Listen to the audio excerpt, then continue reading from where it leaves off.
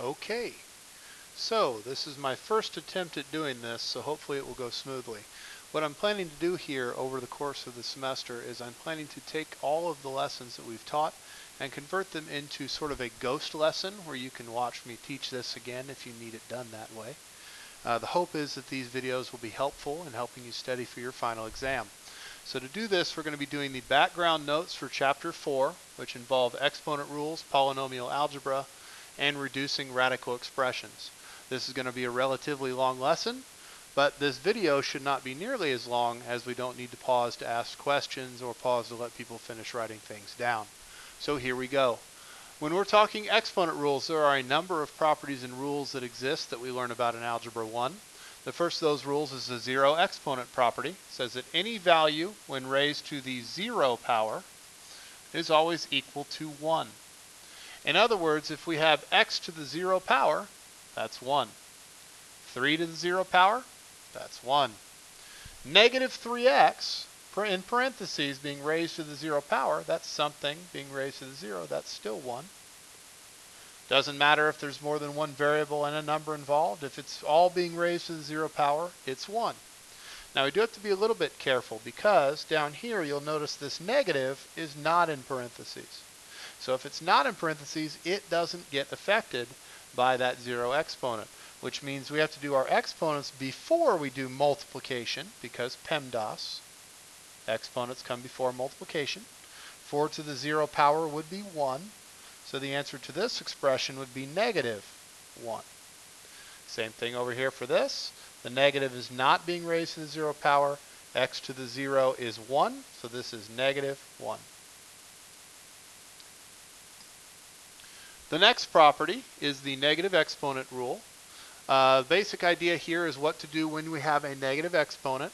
Anytime that we have a non-zero real number x and an integer n, x to the negative n power is the same as 1 over x to the positive n power.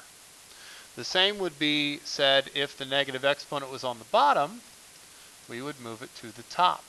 Anytime you move an expression with an exponent through the fraction bar, say we move this up or we move this up, it changes the sign on the exponent only.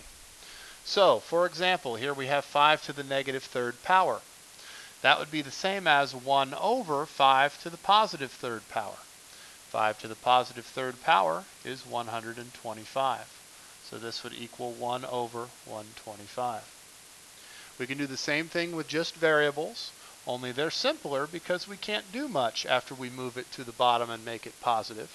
But this is a very important rule for exponents, especially on variables, because proper mathematical notation does not contain negative exponents. So your final answer should never have a negative exponent. Now, same thing applies that applied on the last page. Down here you'll notice this negative 4 is not in parentheses.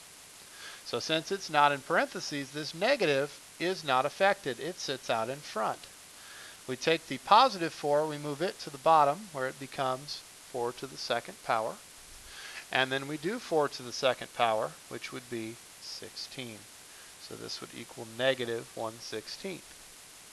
Now on the other hand, on this next example, you'll notice the negative is in parentheses. That means that the negative is being raised to the negative second power as well. So it will get moved along with the 3 to the bottom where it becomes a positive 2. And then we would square that. Well, when we square a negative number, negative 3 times negative 3, that's what squared means, would be positive 9. So that negative would cease to exist and leave us with a positive 1/9. So here we have a number of examples involving negative exponents and zero exponents. These are going to go relatively quickly. 9 to the negative second power would be 1 over 9 to the second power, or 1 over 81. 15 to the 0, well, anything to the 0 is 1. 4 to the negative third would be 1 over 4 to the positive third. 4 to the positive third is 64. Negative 5 being raised to the 0 power, that's anything. Anything raised to the 0 power is 1. Notice the negative disappears because it's inside the parentheses. 3 to the negative second would be 1 over 3 to the positive second, or 1/9. 6 to the negative first. Now first powers are kind of tricky because technically that'd be 1 over 6 to the first. But remember, if it's a positive 1, you don't have to write that exponent, so that would be 1/6. Negative 5 to the negative second would be 1 over negative 5 to the positive second. Remember that since that negative is on the inside, it gets squared as well. Negative 5 times negative 5 is positive 25. Now on h, we start running into variables. Notice that the only thing that has a negative exponent here is b. So it is the only thing that moves. 5a cubed will stay on top, and b squared will move to the bottom. This would be the proper mathematical answer for that problem. X to the negative third would be 1 over x to the positive third. 4x to the negative fifth, y to the third. The only thing that has a negative exponent is x to the fifth. So the 4 and the y cubed will stay on top. X to the fifth. That negative fifth becomes positive fifth when we move it to the bottom of the fraction. On k, the negative exponent is on the bottom, so we're going to move it to the top. And that would give us a to the positive seventh. We do not need to write the 1, even though it's still out in front, because 1 is a coefficient that we don't have to include. On letter L, only n to the negative fifth is a problem. M squared is already where it's supposed to be. So we're going to move n to the fifth down. Now when we do that, there is still something on top, the 1. The 1 that's in front of n to the negative fifth is still there. So we would have 1 over m squared n to the fifth. And that would be our final answer there. All right, now we can also evaluate using these rules by plugging in the numbers from the directions. A is going to equal 2 on the whole page, B is going to equal negative 3, N is going to equal negative 2, W is going to equal 5. You should have quite a bit of experience with evaluation from your days in Algebra 1. So what we do is we go in and we plug in these numbers. So we have 3 times A, which is 2, cubed, times B, which is negative 3 to the negative second. Now this negative exponent needs to be dealt with. So that's really 3 times 2 to the third over 3 to the second. Now you could cancel the 3 now if you wanted to, but I'm going to go ahead and multiply this all out. That would be 3 times 8 divided by 9, or 24 divided by 9. Those are both divisible by 3, so that reduces to 8 over 3. A to the fourth, b to the 0. That would be 2 to the fourth power times negative 3 to the 0. Well, negative 3 to the 0 is 1. So that's 16 times 1, or 16. B squared over A would be negative 3 to the second divided by 2. Negative 3 to the second power is positive 9. That fraction cannot be reduced, and we do not write mixed numbers in proper math notation. So 9/2 would be our final answer. N to the negative fourth, W to the 0. Now, what you could do if you're having some trouble with the negative exponents is you could do that part first. You could move n to the negative fourth to the bottom before you supplement or substitute the numbers into the problem. So that would be W to the 0 over n to the positive fourth, which would be 5 to the 0 over negative 2 to the positive fourth power. That would be 1 over negative 2 to the fourth would be negative 2 times negative 2 times negative 2 times negative 2, which is positive 16. Same thing here. We can move that n to the bottom before we start, which would give us 1 over n times w squared, or 1 over negative 2 times 5 squared, 1 over negative 2 times 25, which would be 1 over negative 50, or negative 1/50. Same thing, we're just going to keep rolling through these here. Negative 2 to the 0 over 5 to the 6th power. It's actually a fairly large number. So remember that 5 to the 6th power is 5 times itself 6 times. So that's 5 times 5 times 5 times 5 times 5 times 5. So let's see, that would be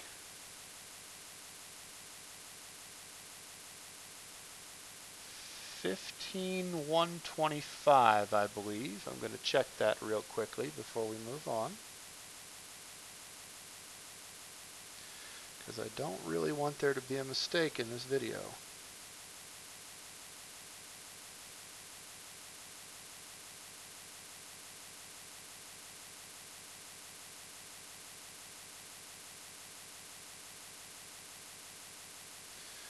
C, I should have checked. 15,625. So that is equal to 1,000 or 15,625. Let's get that fixed. 15,625. There we go. That's what I get for not having a calculator handy when I was doing this. That cannot be reduced and should not be written as a decimal, so that is our final answer there.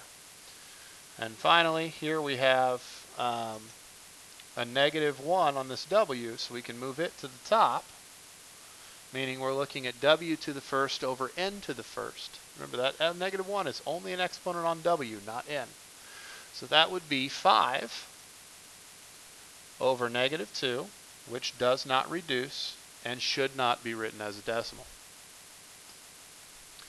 Okay, so here's a word problem for those same sort of rules. A population of marine bacteria doubles every hour under controlled laboratory conditions. The number of bacteria is modeled by the expression 1,000 times 2 to the h, where h is the number of hours after a scientist measures the population size. So the first part of this problem asks us to evaluate the expression for h equals 0. It's very simple. What they're wanting us to do there is plug in h equals 0 to the expression that I underlined up above. So 1,000 times 2 to the 0 power. Well, if we follow order of operations, we would do 2 to the 0 power first, which would be 1. So that would be 1,000 times 1, or 1,000. 1,000. Now we're talking about number of bacteria, so we could write 1,000 bacteria. And it asks, well, what does that represent in the context of the situation? What does that mean? What that means is you're supposed to write out what this means in words. So at time h equals 0, that is when the scientist takes the measurement. So we would say when the scientist takes the measurement,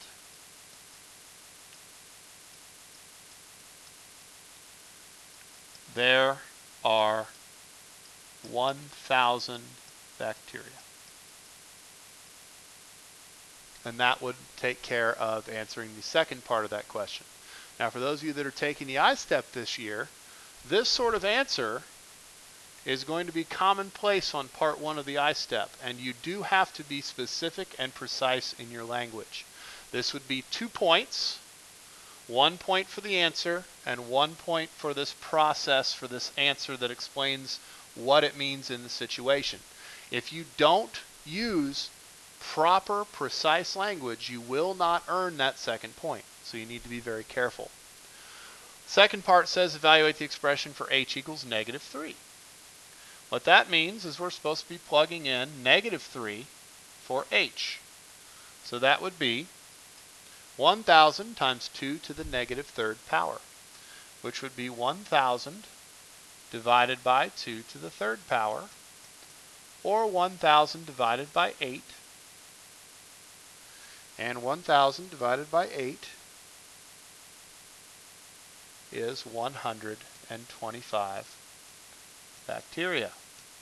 Now again, this is 1 point. This is called the content point. The process point for this, we would have to explain what this means in the situation. So remember that we have h is 3 and the number of bacteria is 125. So we would say, and actually -3, h is -3. So we would say 3 hours before the scientist takes the measurement,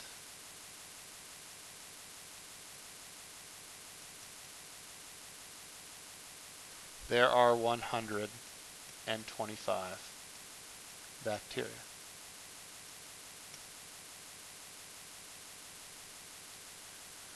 So again, this is the kind of question you may see on part 1 of the I-STEP. It could come up. If you don't see it there, you may see it on the SAT or the ACT.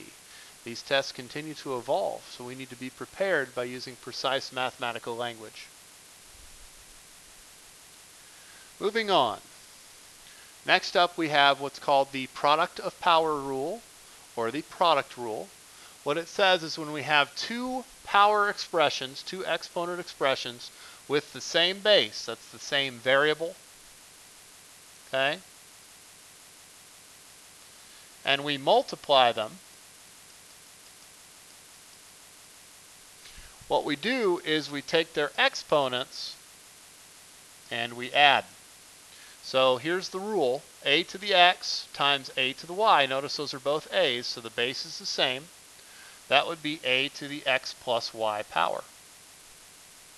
So we can do that in any of these other examples. For instance, we would do 5 to the 3 plus 8 power, or 5 to the 11th. Now I know that we could plug that in the calculator and get some massively huge number, but we're not going to worry about that right now. Right now we're worried about the rule, not the exact value. Same thing on these other problems. So x to the 5 plus 9, which would be x to the 14th.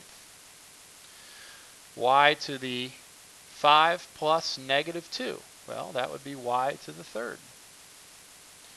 Negative 3 to the 3rd times negative 3 to the 11th. That would be negative 3 to the 3 plus 11, or negative 3 to the 14th. Again, we could get a value for that through our calculators, but there's not really any reason to. Okay, the other rule that we're going to look at right now is called the power of power rules. This is also known as the power rule for exponents. Same deal, when an expression containing exponents is raised to a power, when we take something like x to the a and raise it to the b power, we're going to take those two exponents and we are going to multiply them. So what I mean by that is here I have something to the a power being raised to the b power. That would be x to the a times b power. So for instance, here I have 3 squared to the 5th power. I would do 3 to the 2 times 5, or 3 to the 10th power. X to the 5th to the 3rd would be x to the 5 times 3 power, or x to the 15th. 2, x cubed y to the 1st. Now keep in mind that all three of those things, the 2, the x, and the y, each have their own exponent. So this 5 is going to multiply all three of those numbers. 2 to the 1 times 5, x to the 3 times 5, y to the 1 times 5. Or 2 to the 5th, x to the 15th, y to the 5th. And we're going to go ahead, because it contains a number and a variable, we are going to do 2 to the 5th power. 2 times 2 times 2 times 2 times 2 is 32. And then we will leave the other two alone.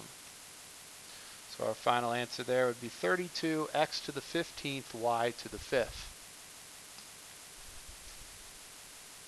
Okay, so now we're into examples. Again, these are going to go relatively quickly because, again, you're watching this video. You can pause it whenever you need to. So this would be 7 to the 2 plus 3 power. Because we're multiplying the bases, we would add the exponents, which would be 7 to the 5th power. We don't necessarily need to put that into our calculator. Here we have straight power rule, so that would be x to the 12 times 2, or x to the 24th.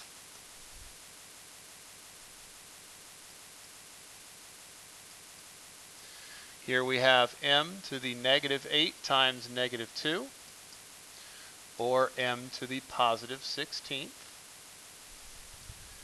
Here we have y to the 4 times negative 3, or y to the negative 12th. Now keep in mind, proper math notation, we would be expected to move that 12 to the bottom to make it positive. So that should be 1 over y to the 12th. Same thing here, we've got an x and a y, so we're going to add the exponents on each. That'd be x to the 10 plus negative 1, y to the 4 plus 3, which would be x to the 9th, y to the 7th.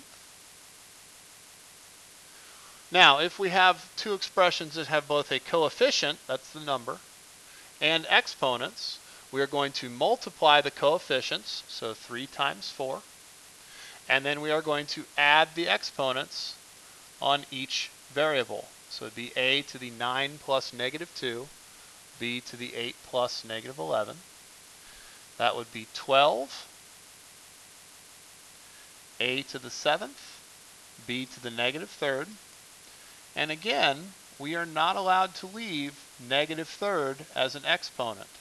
So we would be expected to move that b to the 3rd to the bottom, giving us a final answer of 12a to the 7th over b cubed.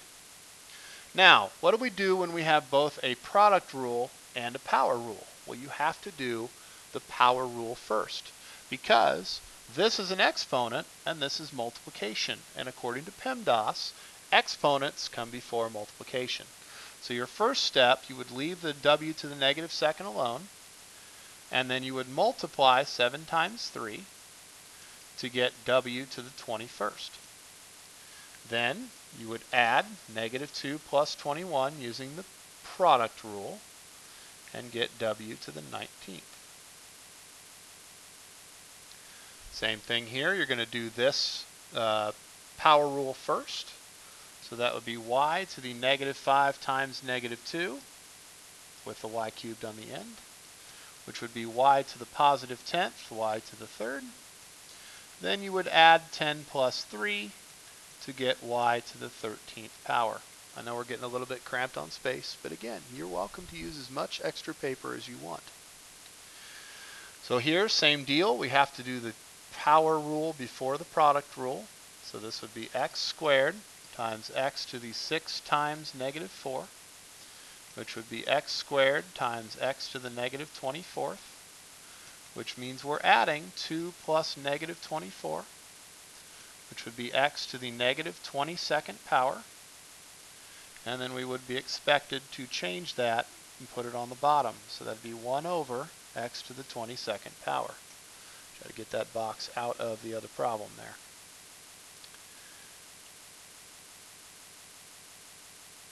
Okay.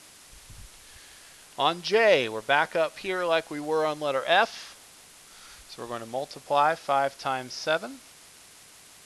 Then we're going to add the exponents on x, so negative 5 plus 9, and on y, 3 plus 12. That would be 35, x to the 4th, y to the 15th. Nothing there needs to be changed. That's your final answer. Same thing on number 10. 10 times negative 3, x to the 4 plus negative 1, y to the 6 plus 1, because there's a 1 right there. So that would be negative 30, x to the 3rd, y to the 7th. Nothing there needs to be adjusted either. Now L is an interesting problem because of the 0 exponent. X to the 0 power is 1. Well, if that's 1, 40 times 1 is 40. So anytime you have an x to the 0 power in the middle of a term like this, you can simply cross it out. So from there we would say 40 times 5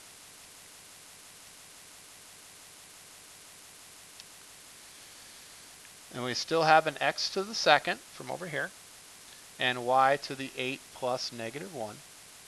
So that would be 200 x squared y to the 7th. Okay, here's a few more. These ones contain numbers on the inside of a power rule because we haven't done a ton of those. Again, you have to keep in mind that all of these, everything inside the parentheses has an exponent. That says 4 to the 1st, a to the 9th, being raised to the 2nd power.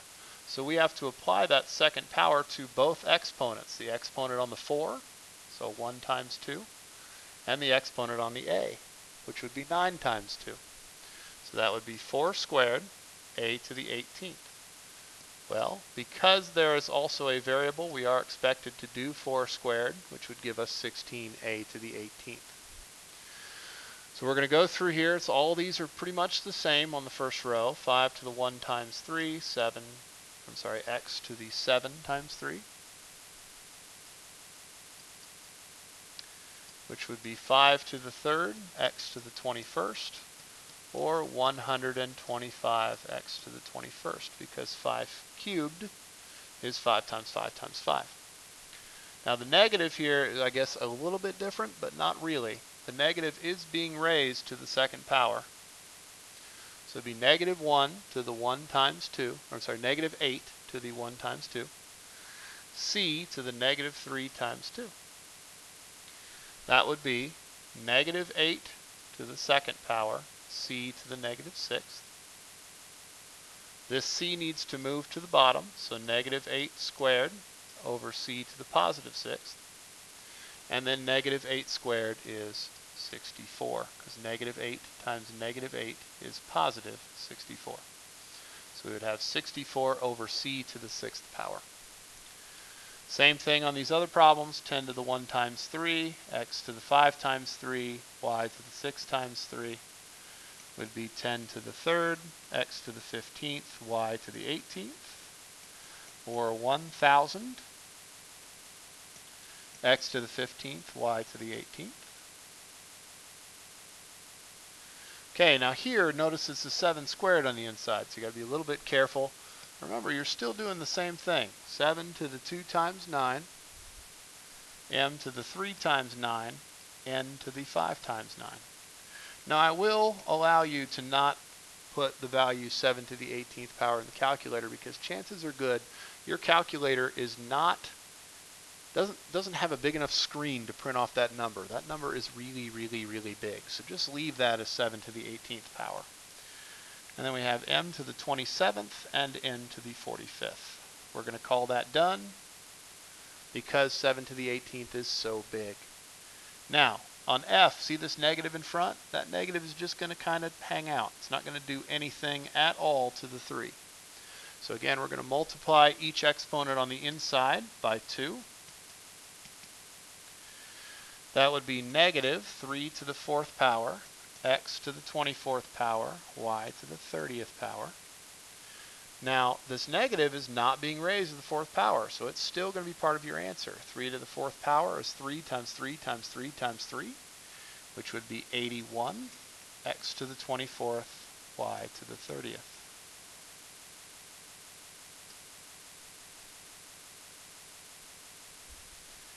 Okay, now these are the kind of questions you'll see on your standardized testing. The one on the left is requiring us to write 4 different expressions that are equivalent to x to the 4th to the 3rd power. What that means is other things that would simplify to exactly the same thing. So the first expression we should write down here would simply be, well, what we're doing there is we're doing x to the 4 times 3. That's what we said on the last page, right? That would be x to the 12th. There's 1. Now there are other sets of numbers that we could use just as easily as 4 and 3 that would multiply to 12. For instance, we could simply switch those, and that would be an equivalent expression because that also simplifies back to x to the 12th power. Just as easily we could use 2 and 6 because 2 times 6 is still 12. We could just as easily switch those, giving us x to the 6th squared. 6 times 2, still 12. Okay, there's a lot of answers to this question. They only require us to write 4, so that's all we're going to show here. But there are literally an infinite number of answers you could give. The key is whatever answer you give has to become x to the 12th when it's fully reduced. Now on this second question, we're being asked to figure out which expression is not equivalent to 25n to the 12th. The easiest way to do this is to simply quickly evaluate each of these expressions, multiply them out, and see which one is not equivalent. So for instance, on A, we just did these on the last page. That's 5 to the 1 times 2, n to the 6 times 2. Well, that's 5 squared into the 12th, which would be 25 n to the 12th. So that one checks out. On the next one, we would do 5 times 5. And then we would do n to the 3 plus 9 because we're multiplying these two things. So that would be 25n to the 12th. That checks out. On the next one, the 25 is not being affected, but this is power rule. So that would be n to the 3 times 9, or 25n to the 27th. That's the one that is not equivalent, so that would be the answer we would choose. Now, we don't technically need to finish the problem, but we will anyway. 5 squared is 25. Then n to the 2 times 6 would be 25n to the 12th, which checks out. Notice the only one that doesn't reduce to 25n to the 12th is letter C. That is why it is the correct answer. Okay, now the last part of the exponent rule review is adding and subtracting polynomials. You should be very familiar with this under the disguise of adding like terms. That's what we're doing here. We are adding or subtracting like terms. Now, for those of you that may not remember what that means from Algebra 1, what that means is we have exactly the same variables to exactly the same power. For instance, x squared and 3x squared, those would be like terms. 4x cubed and 12x cubed would be like terms. But 3x and 4x squared would not be, because they're not to the same power. So if we look at letter A, since there is an addition symbol between these two sets of parentheses, we can more or less ignore the parentheses and simply go in here and add like terms. So for instance, we have a 7y squared and a 5y squared. We're going to add those together. Now when we add those together, the y squared is unaffected. We simply add the coefficients. 7 plus 5 is 12y squared. Then we go here and we say, okay, there's a 2y and a negative 4y. 2 minus 4y is negative 2y. Finally, the numbers, negative 3 plus 2 would be negative 1. So our answer should be 12y squared minus 2y minus 1. Same thing on letter B. It's an addition symbol, so we can ignore the parentheses.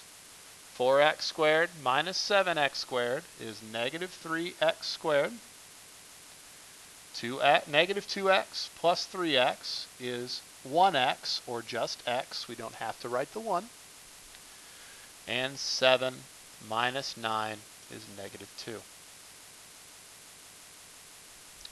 Now we get down to part C, and this is no longer an addition symbol. This is now subtraction. So we need to be careful, because the reason we could ignore these parentheses up here is because we were distributing positive 1, which doesn't change anything.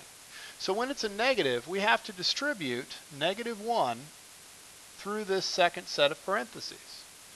Now we can just drop the first set of parentheses because there's a positive 1 in front of that one. So we'll have 6x squared plus 8x to the 4th minus 5x. And then we're going to distribute this negative to these three terms. So that'd be minus 9x to the 4th plus 7x minus 2x squared. Now we're going to combine like terms. So let's see. Let's start with the highest exponent. So we have 8x to the 4th minus 9x to the 4th, which would be negative 1x to the 4th. So we just write negative. We don't need to write the 1. 6x squared minus 2x squared is 4x squared. And negative 5x plus 7x would be 2x. Done. Same thing on this next problem. We're going to distribute negative 1 through the second set of parentheses. So we would have 6x squared plus 11x cubed plus 2x, because we just dropped the first set of parentheses. We don't need to do anything special because there's a 1 in front. And then we distribute this negative 1 through the second set of parentheses, which would be negative 4x plus 3 minus 5x squared. Now we're going to go in here and combine like terms. Now there is only one x cubed term, so we simply bring it down. 11x cubed will be part of our answer. We have a 6x squared and a negative 5x squared, so that's 1x squared. We have a 2x and a negative 4x, which is negative 2x. And we have this lonely 3, which is also by itself, so it is part of our answer.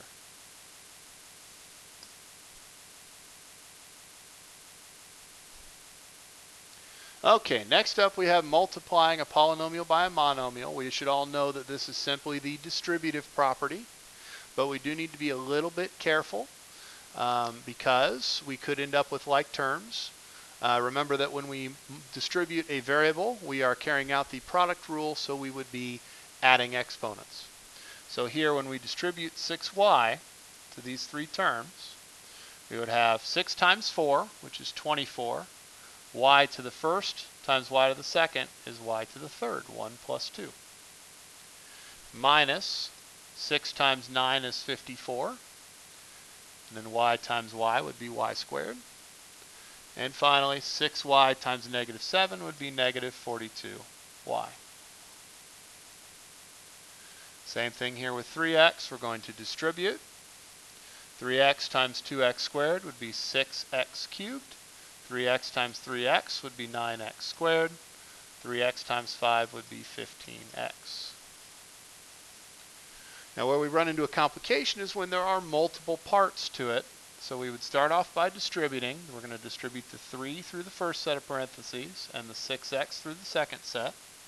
That is 6x squared minus 12x minus 45 for the first one. 3 times 2 is 6. 3 times negative 4 is negative 12. 3 times negative 15 is negative 45. And 6 times 5 is 30. X times x is x squared. 6 times 2 is 12, and there's still an x attached. Now if you notice, we've got some like terms here that we need to deal with, which is actually a little bit interesting, because when we add the x squareds, that's nothing special. 6 plus 30 is 36x squared. But when I add negative 12x and positive 12x, that's 0. So the x term is going to drop out because negative 12x plus 12x is nothing. And then we simply bring down the 45, and that will be our final answer. Same thing on letter D. We're going to distribute the 5 through the first set of parentheses and the 2x through the second. Pen's being a little temperamental. 5 times 4 is 20, x squared. 5 times 5 is 25, x. 5 times 2 is negative 10. 2x times 4x is 8x squared. 2x times 3 is 6x. Combine like terms. 20x squared times plus 8x squared is 28x squared. 25x plus 6x is 31x minus 10.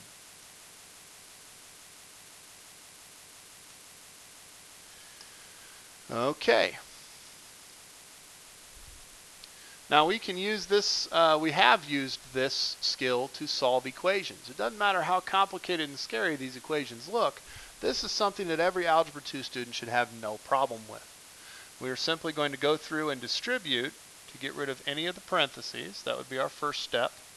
So we have 12x plus x squared minus 7 equals 2x minus 4x plus x squared.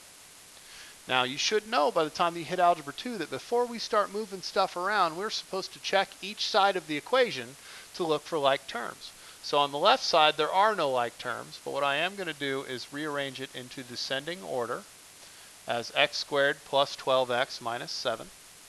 On the right side we have a pair of like terms, so we're going to combine those. So we end up with x squared minus 2x, because 2 minus 4 is negative 2.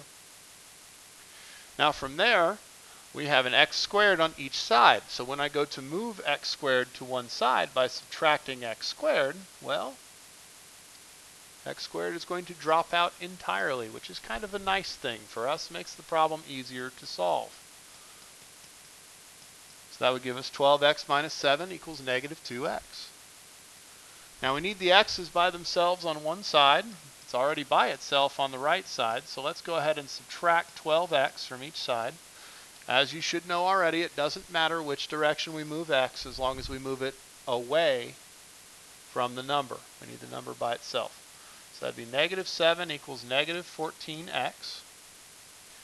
That is a one-step equation, so to get x by itself, we're going to divide by negative 14. So x would equal, and then we would reduce this fraction here, negative 7 over negative 14 would be positive 1/2. Negative divided by negative is a positive, 7 over 14 is 1/2. Letter B looks a lot scarier, but it's not. It's not any scarier. It's a lot longer, at least to start with, but it's the exact same process. We're going to distribute to get rid of all of our parentheses. So 10x squared minus 4x plus 6x squared plus 18 plus 8 equals 4x squared plus x plus 12x squared minus 8x plus 50. Now this is where it's going to quickly get better because we're going to go in here and we're going to add like terms. Start with the left side. 10x squared plus 6x squared is 16x squared. Don't have another x term, so we just bring the negative 4x down. 18 plus 8 is 26. Then on the right side we have 4x squared plus 12x squared, which is 16x squared. We have an x and a negative 8x, which would be negative 7x, and we have a 50. That still doesn't look all that great, but it's a lot smaller than it was a minute ago. We're going to go in and move the x squared to one side, and lo and behold, just like on the last example, the x squared term is going to drop out on both sides. So that will leave us with negative 4x plus 26 equals negative 7x plus 50. Now it doesn't matter which direction we move the x and which direction we move the number, but I like to keep my x positive. So I'm going to add 7x to each side. Now while I'm at it, I'm going to go ahead and subtract 26 from each side. That will get my numbers on one side and my variable on the other, and give me 3x equals 24. Simple step there to divide by 3, and your final answer should be x equals 8.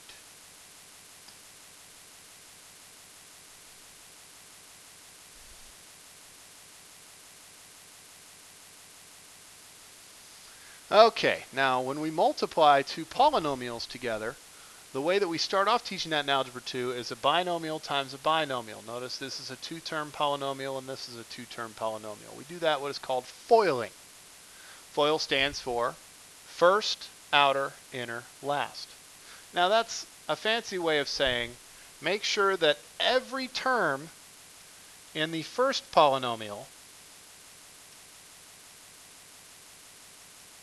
multiplies each term in the second polynomial. Okay, and there's other words for it. Double distribution is very popular. There's a box method that we can use. It doesn't matter what method we use as long as what we do is correct. Every term in the first polynomial, so x and 4, we need to make sure that that multiplies everything in the second set of parentheses. So x needs to multiply both x and negative 2. 4 needs to multiply both x and negative 2.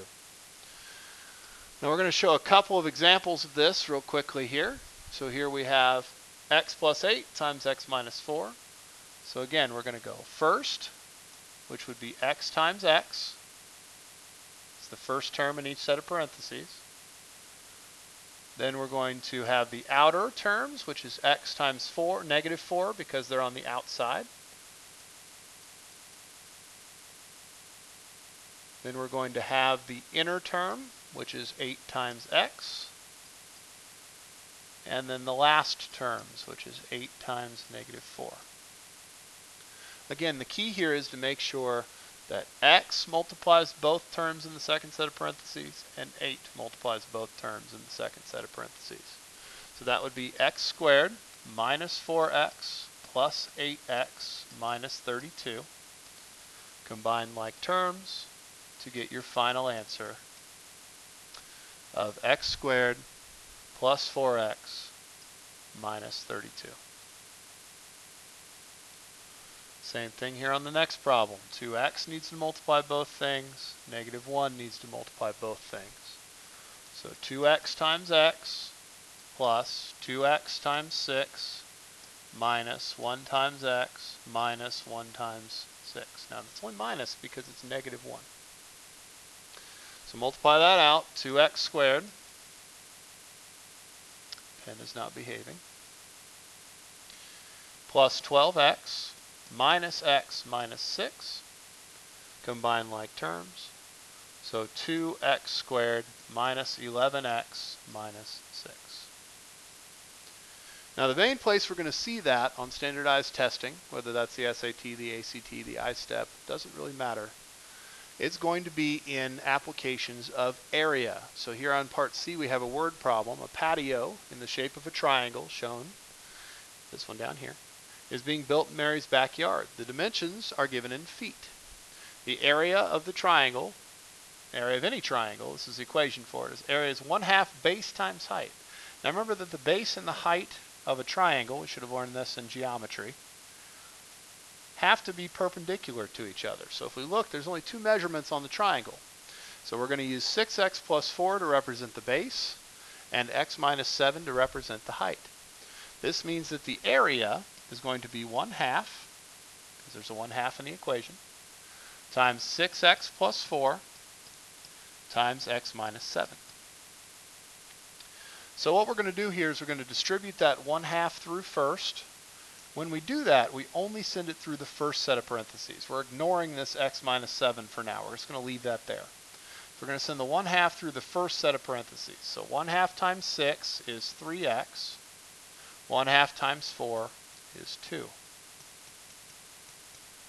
And then we are going to FOIL that expression. So 3x times both things, 2 times both things. So that's 3x times x, 3x times negative 7, 2 times x, 2 times negative 7. So 3x squared minus 21x plus 2x minus 14. And finally, combine like terms. 3x squared minus 19x minus 14 feet. It says feet in the problem. That expression would represent the area of the patio. Now we can use this same rule to multiply larger problems, larger polynomials. So I'm going to show you the two different methods. We're going to use the double distribution method. We're using the distributive property. And the box method. This is the, no, it's not the same. I thought it was the same problem, but it's not, but that's okay. So when we distribute, what we're really doing is we're doing 3x times the second set of parentheses and 4 times the second set of parentheses.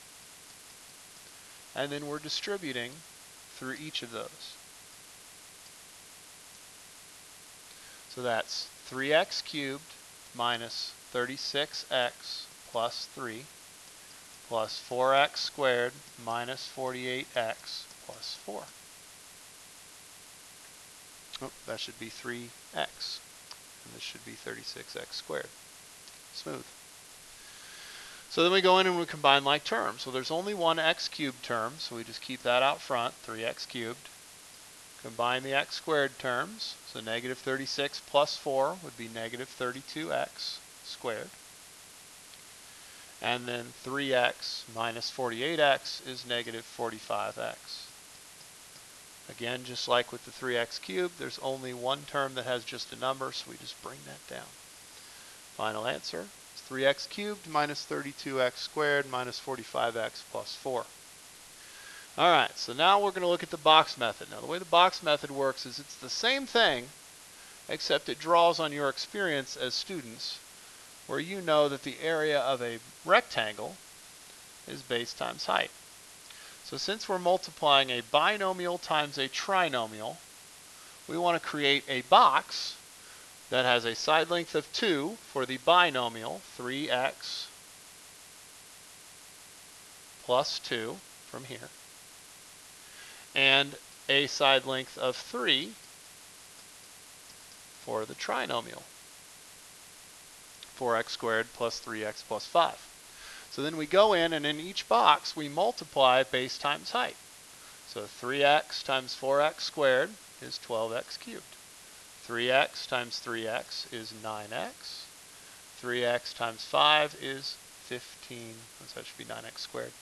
15x. Keep making that same mistake. 2 times 4x squared is 8x squared. 2 times 3x is 6x. 2 times 5 is 10. Now if you notice, these diagonals contain your pairs of like terms. So when we write our final answer, we go ahead and combine like terms as we go. So there's only one x cubed term, 12x cubed from here, plus 8 plus 9 is 17x squared. 8 plus 9 is 17. Plus 6 plus 15 is 21x plus 10. And that would be your final answer.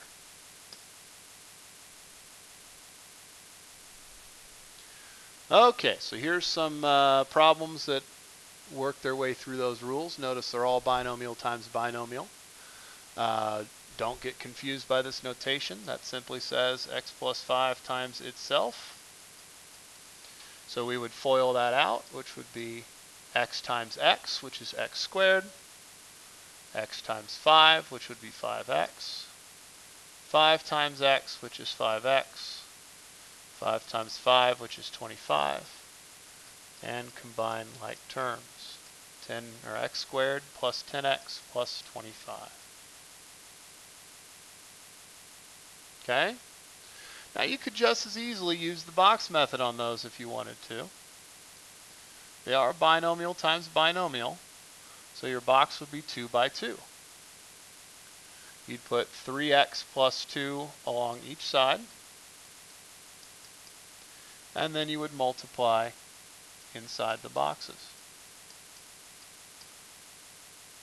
Combine like terms, and your final answer would be 9x squared plus 12x plus 4.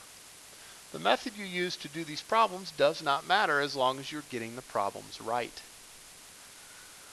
So this would be x minus 7 times x minus 7. If we FOIL that, that would be x squared minus 7x minus 7x plus 49. Combine like terms would be x squared minus 14x plus 49.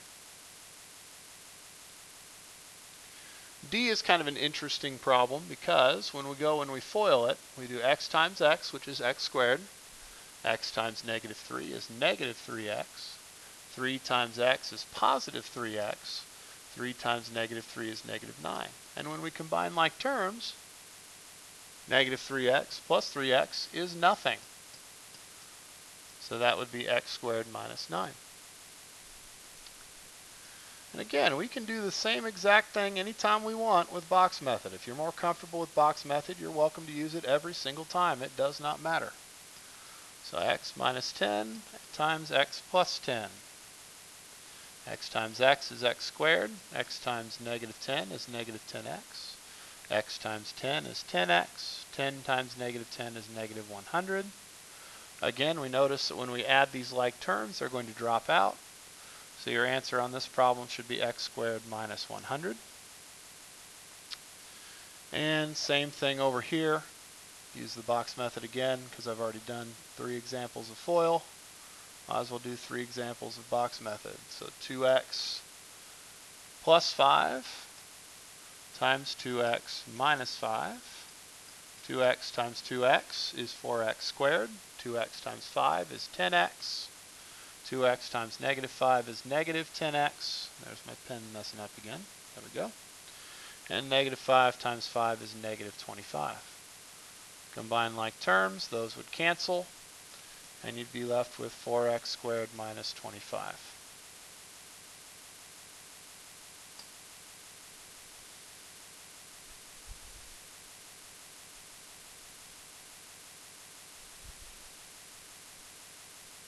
Okay, now the final step of this background lesson involves reducing radicals. And in order to reduce radicals, we need to understand what a perfect square is. A perfect square is any number whose square root is a natural or counting number. Now your natural numbers, you should know what those are, but those are 1, 2, 3, 4, 5, 6, 7, 8, 9, 10, etc. Okay? You should absolutely memorize the first 25 perfect squares.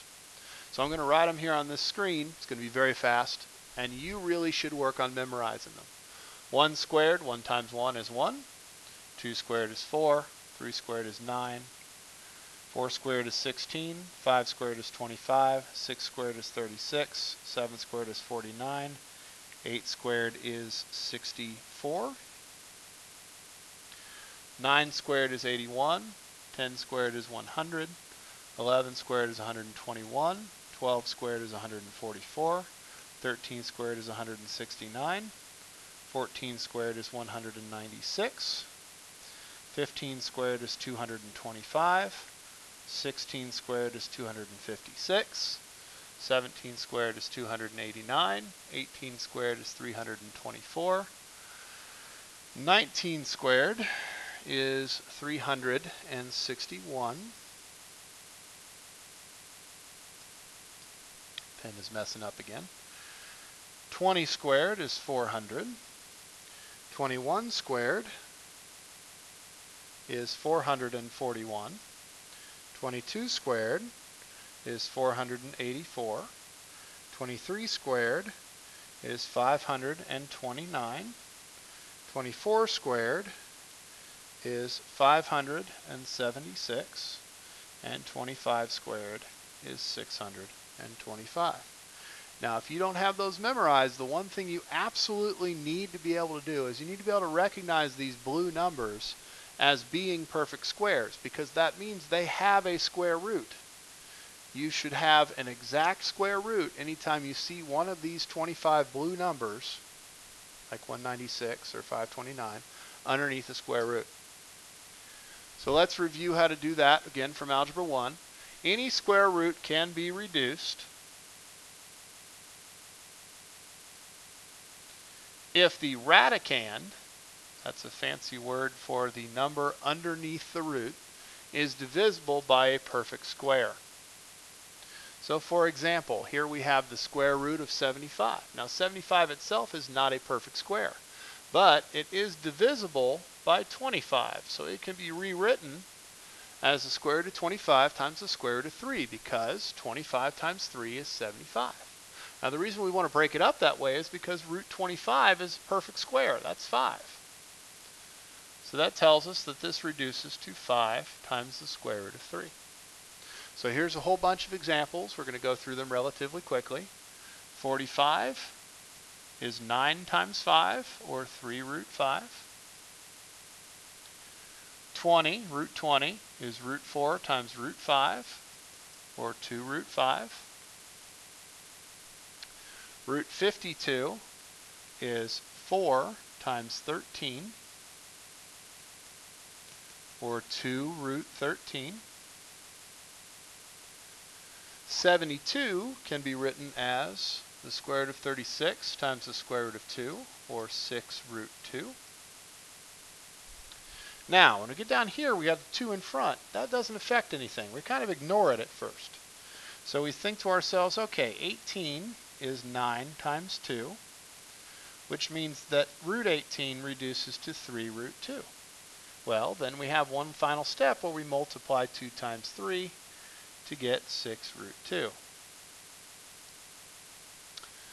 So on root 75, that would be 25 times 3, or 5 times 5 root 3, which is 25 root 3.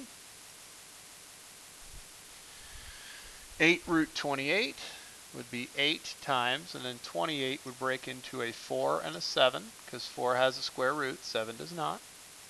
That'd be 8 times 2 root 7, or 16 root 7.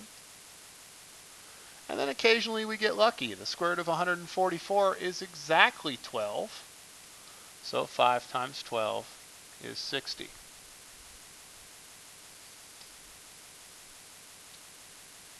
Almost there. Only 2 slides to go.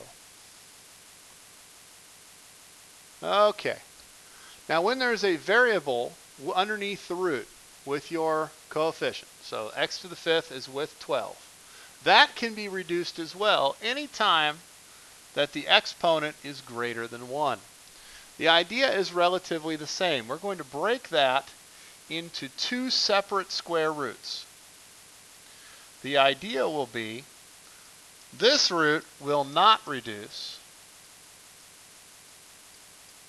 but this root will reduce. That's the idea. We want to break it into two square roots, one of which has a square root and one that does not. So we start off with the 12. 12 is 4 times 3. Again, we want a number that has a perfect square root and one that does not. Now, as for the exponents, anytime we have an exponent, we look to see is this even or odd. If it's even, the entire thing will go with the 4 because all even exponents have a perfect square root. If it's odd, what we do, like this one, is we take one of those 5x's and put it with the 3, and the rest of them, the other 4, those would have a square root, so we'll put that with the 4. Then we take the square root of this root, square root of 4 is 2, and the square root of x to the 4th, well, we divide that exponent in half, so 4 divided by 2 is 2. And then that is still attached to the square root of 3x. Let's look at another one. So again, we're going to break this into two square roots. 56 does not have a perfect square root. It is, however, divisible by 4. It is 4 times 14. Now, x to the 3rd is odd. That's an odd exponent. So we stick one of the x's with the 14, and the rest of them, which would be 2 of them, would go with the 4. Y to the 8th is an even exponent, so the entire thing goes with the 4.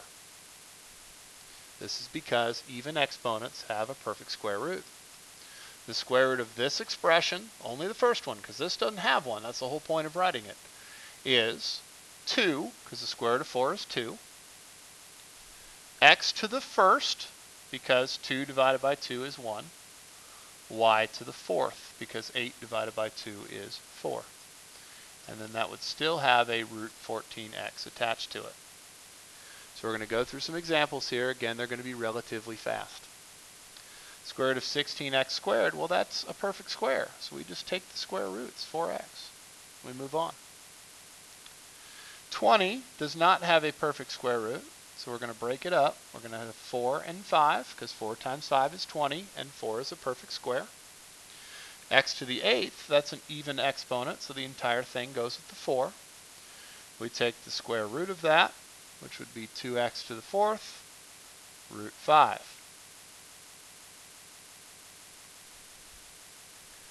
Same thing down here on number 11. Now, this one's a little bit different, though, because even though the 25 is a perfect square root, has a perfect square root, x cubed does not. We still have to break off one of those x's and put it in the will not reduce root, and the other two would go with the 25. So the square root of 25x squared is 5x, and then we still have a root x attached to it. 63 is 9 times 7. Perfect square, not a perfect square. One of those three x's will go with the 7, the other two will go with the 9. That would be 3x root 7x.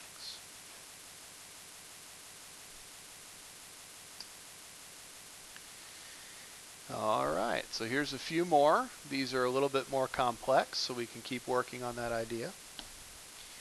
So, if number out in front doesn't affect anything, we're just going to kind of leave it there. That 5 is going to sit out front while we break up 200. 200 is 100 times 2. Remember, we want one of them to have a perfect square and one to not have a perfect square. Both x to the 6th and y to the 14th are even, so they will go with the 100. We take the square root of that expression, which would be 10 x to the 3rd, y to the 7th, because remember we divide the exponents by 2. Square root of 100 is 10. And then there's still a root 2 attached to the end. 5 times 10 would be 50, so our final answer would be 50 x to the 3rd, y to the 7th root 2.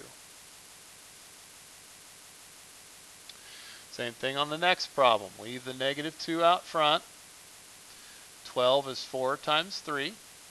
4 is a perfect square, 3 is not. X squared is even, so it goes with the 4. Y to the 3rd is odd, so we break it up. We stick one y with the 3, and the other two go with the 4.